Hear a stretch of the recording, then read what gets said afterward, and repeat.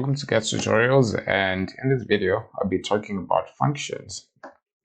So now let's continue where we left off. In the previous video I talked about modules, and we said that modules are a collection of functions. So this is how you import module, and inside this module we have a lot of functions that we can use, right?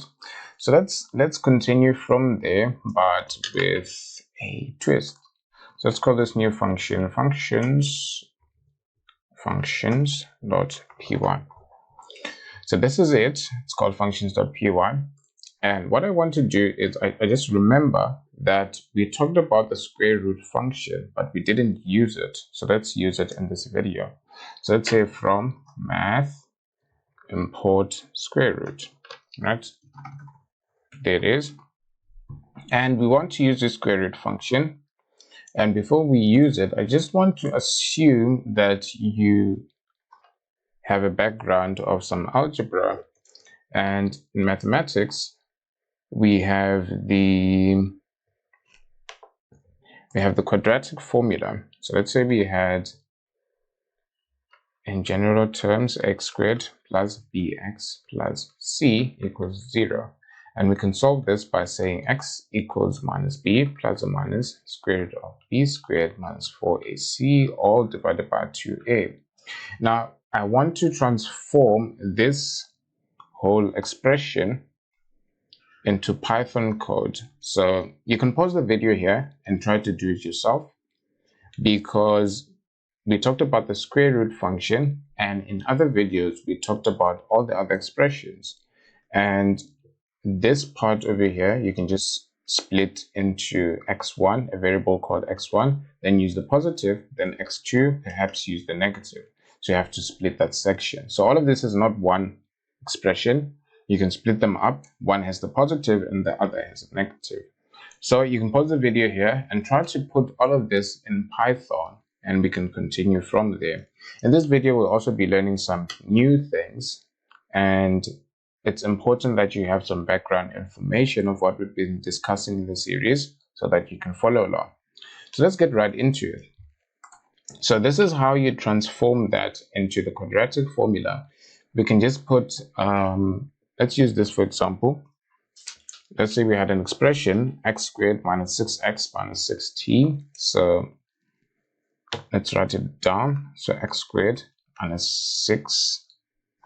This is supposed to be 6 minus 6x minus 16 equals 0. So the a is 1, so a equals 1. The b is minus, so that's 1. And the b is minus 6, and the c is negative 16. So these are our variables. So let's start by defining these variables. So a equals 1, b equals minus 6, and c equals minus 16. So now I have those variables, and we're going to define the answers to these things using the quadratic formula. So x underscore 1 or x1 would be negative b plus, let's use the plus for this one, and we've imported the square root. So you can just say square root and put everything inside here. Now remember, to do the exponent, you just use the asterisk twice, and you have b squared minus 4 multiplied by a multiplied by c, and all of this has to be divided by 2 multiplied by a. So remember that all of this has to be divided, so we're going to put the brackets over everything so that it's included in the division. So all of that divided by 2 multiplied by a. You can also put brackets around 2 multiplied by a, but it's not really necessary, right? So that is one of the answers. The second answer will be x underscore 2, which is, let's start with our brackets because we already know that we need those. So minus b. Now we're going to use a negative. I'm just spacing these things so that you can see. You can squish them up if you want. And b minus squared minus 4 multiplied by a multiplied by c. Then you're going to divide all of that by 2 multiplied by a. So now I have our two answers, and we can just check our answers. So let's print using some of the previous knowledge. and that'll be f using f strings. So print, then have a f, then x underscore equals, then when you have the braces, remember that we're going to take out the value, but this first one here will print it exactly as it is, but the second one will print the value because we have the braces. The same thing applies to x2. Once we have the braces, it's going to print the actual value or the result of these calculations. So let's check our answers. Our answers are x1 equals 8, x2 equals -2. And if you check, those are indeed the answers that we expected. So now I have the quadratic formula. So where are we actually going with all of this? What I want to put to you is all along we've had functions like print is a function, square root is a function. Many other functions, there are many other functions that we've actually used, and our code is just everywhere. Isn't there a way that we can always call, like this is a call, but some way it has been defined so that it does what we expect it to do? So can't we also define our own functions? And the answer is we can. You can also define your own functions that have a definition, and once you call, so this is a function call. Once you call the function, then it does exactly what you defined it to do. That is what I want to talk about in this video. And functions are defined in a space, or they're confined under a definition, and our code will have some structure. So let's use the human body. So let's have a stick figure. We have the head. The head does something. We have arms, they have a function, and you also have another arm, and then legs, and so on. So if you want to call upon the arm to do its function, you call it, right? And if you want to call upon the leg, you also call upon the leg to do its function. Now, in programming languages, we'd name our functions anything, but in Python specifically, you start with the keyword def to show the definition. Then you'd have the name of the function, then you'd have brackets, then a colon, then down here you'd have the definition, or you'd have statements that describe what your function should do. So now that we have this information, whenever you want to use this function called name, you just say name with the brackets, and whatever is defined in name will be executed, or it will work out. So let's call this arm, and if I wanted to use the arm, I just say arm. So that is exactly what we're going to do. We're going to define a function, give it a name, have statements that are supposed to execute, that are supposed to work whenever we call the function. That is the basic principle behind functions. We're also going to define some other terms that are associated with functions. So let's get right into it. We're going to use this exact same code, but inside a function.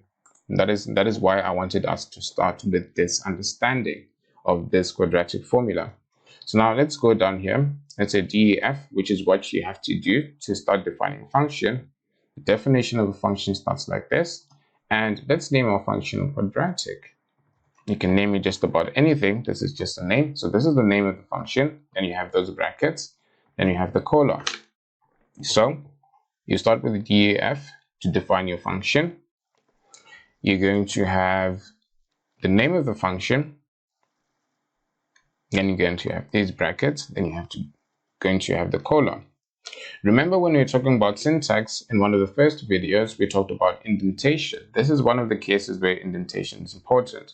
Once I press the enter key, you'll notice that it immediately brought me here and not here at the start or anywhere to the far left, but here specifically. And this is where you have to type in your code that is associated with the function.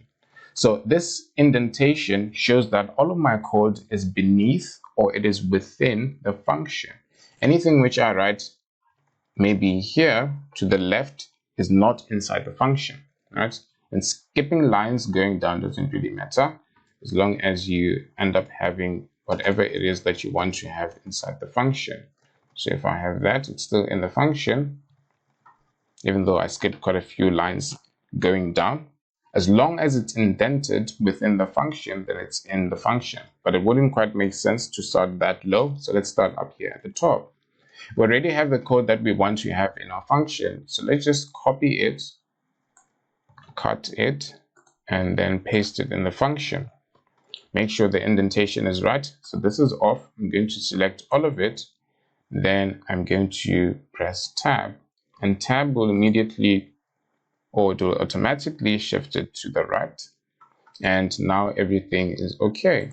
I'm going to erase some of that space. And this is what we have. So this is a function. Let's look at it some more. So I said you start your function definition, def. You then come to name your function anything, just about anything that you want. Then you're going to have these brackets. Then you're going to have a colon, which is over there. Then down here, you're going to have a function definition. So you can put whatever it is that you want in here, as long as it does something, whether it prints, whether it calculates something, it doesn't matter, right? And advise that your name of the function actually is associated to what the function does. That would be quite helpful. And in here, you'll have your statements. And if you want, you can also add some comments so that they explain some complex calculation that you might have done so that you remember at a later stage, right? So you can put in some comments in here. If you want, you just say something like quadratic formula or anything like that, right? So now this is our function. And I said, whenever we want to use the function, we are going to call the function. So let's skip a few lines and go outside all the way to the left, which is where we start writing our code. So we are now out of the function. If you go all the way to the left, you are now out of the function. We can now call our function. And when you call your function, you just use the name of the function. Just like with print, we just said print. And you have your brackets over there. And that is all. That is how you call this function. Once I run this code, I expect my function to do what it did previously. But if I comment this out over there, or if I completely erase it, I don't expect any output. So let me just spell clear wrongly. If I just run that, nothing happens. I have a function, it does something, but I never called it. So it will never execute, or it will never run the code which is in it. Remember that previously, before we transformed this into a function, it ran because our code was read from the top to the bottom. But now that it's inside the function, it will only run when we call the function. So if you don't call the function, these statements will never execute. So this is how you define a function in Python. You can put just about any statement in here, depending on whatever it is that you want to do with your function, and that is totally up to you. And another concept, there are two more concepts that I want us to talk about. The first one being parameters. So parameters actually help a lot because look at this A, B, and C. We'll keep on changing them inside the function, which might not be desirable in some circumstances. So let's say the definition of A, B, and C was on the outside, right? So outside our function, I could have actually done that. So let me do that. Cut, paste, then indent all the way to the left by pressing Shift Tab. And let's erase that. Now, if you look inside the function, we now have A, B, and C, but they're not defined inside the function. And what you want to do is you want to have those inside these brackets, A, B, and C. And what that does is we can change these values outside the function, then call the function with the values. Right? So these are parameters, or these are arguments. What these help with is whenever we change these values and we call the function, they'll be passed in the function, and the function will have these updated values. So instead of changing the values inside the function, somewhere there, we can change it outside the function, pass the values by calling it like this, and those values will be passed inside. Once you call these in there like that, it will identify them because they were passed into the function. So to use parameters, your function definition or your function header, it's also called the function header, should contain those same variable names. So these variable names that I use inside the function should be the same with that. And on the outside, they can be called anything. So this can be x, y, z, as long as you pass in x, y, z when you call it. But in here, what's there and what's inside the function should be the same so that they may be linked. So whatever's passed into the function from the outside can then be passed into the function when you call the function. And the function is going to take those and translate them or transmit them to that portion. Once it gets there, it's going to take them inside the function and everything will just work as it used to. So at this point, it might not be evident how this is useful, but parameters are quite useful so that you can change values outside your function, then pass them in the function, and the function will take care of everything else. So these are parameters, and I'm just going to run that, and it does the exact same thing because those are the exact same values. You can use some other values if you want just to test this, and you now have a quadratic formula calculator. Another thing that I want to talk about is the return keyword. So if you look at this, it prints, right? So it prints to the terminal, but you might not always want to print to the terminal. You might want to use the results from something else. And now what you can do is you can return the result of a function. So let's use a different function if you want to use a different function. So let's restart our process. You're going to define a function. So let's think about what this function is going to do. So let's just say that this function is just going to return the square root of a number. So let's say def. Let's call it root. You can call it root. Then in here, we're going to say return the square root of something which is passed in. We can call it a. So, okay, a few things are happening here. We have a, which we expect to be passed into the function, and we have this new word, return, which we haven't seen at this point. What this does is wherever you call the function root, you can then assign the return value. So this returns, or it brings back a value to the point of the call. So what is the point of the call? The point of the call is where we actually call this function. So let's say we have a equals 9 and we have root. So this is the function call. This is the call. This is what we call a function call, where you call the function. And at this point, we can actually assign the result of this function. If we had print, this would not work, or it would just return nothing. If you just say print, and then you had, let's say for example, b equals root, and we tried to print the value of b after the function call, look at what will happen. It will print out none. So it printed the square root of 9. So a was passed into root. Then it found the square root of a, which is 9. It printed that, which is 3. But after returning, or after doing all of those functions, it tried to assign a value which was a return from root. But look at root. Root does not return anything. And that is why the return result is none. So if you want to return something, or if you want your function to give something back outside itself, you use the keyword return. So it will give out a value, or it will pop up a value which can be useful outside the function after the function has been called. So this is the point where the function is called. After it has been called, instead of printing, it will return the result, or whatever is next to the return keyword. So in this case, 3 is expected as the square root of a, because a is 9. So it will return this value, which means this carries 3. So instead of printing it, it will assign it to b. After assigning it to b, we can print b.